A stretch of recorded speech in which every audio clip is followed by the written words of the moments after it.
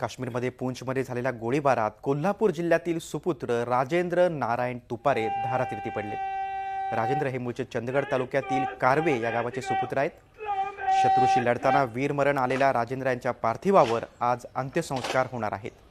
देशसेवेचा ध्यास आणि तळमळ त्यातूनच राजेंद्र यांनी 12वी नंतर सैन्यात भरती होण्याचा निर्णय घेतला। सदन कुटुंबातील राजेंद्र यांच्या पश्चात पत्नी, 2 मुलं, आई वडील आणि 2 भाऊ, 1 बहीण असा परिवार आहे। आयन आणि वैभव अशी 2 मुलांची नावे असून ते 9 आणि 5 वर्षांचे आहेत।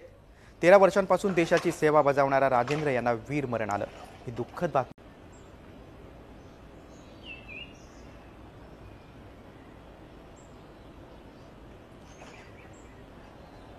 कारवे गावातून आढावा घेतलाय आमचे प्रतिनिधी प्रताप नाईक यांनी।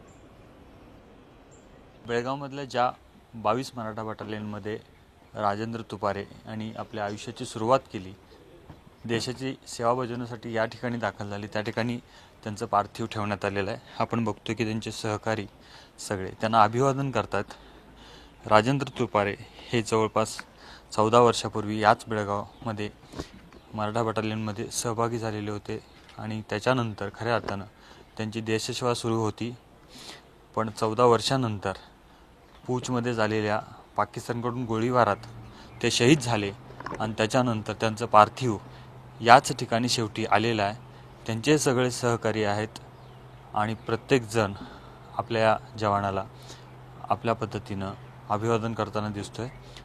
थोड्याच वेळात इथून हे पार्थिव त्यांच्या कारवे या गावी रवाना होईल आणि त्याच्यानंतर तिथे साधारण 11च्या दरम्यान त्यांच्या पार्थिवावर शासकीय इतमामात अंत्यसंस्कार होईल।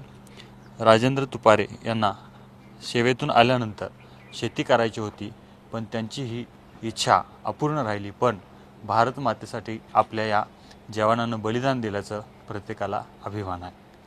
Video journalist Mithun Rajeshkar, Pratap Naik, Zee media, Belgaum. Zee 24 तास रहा एक पाऊल पुढे।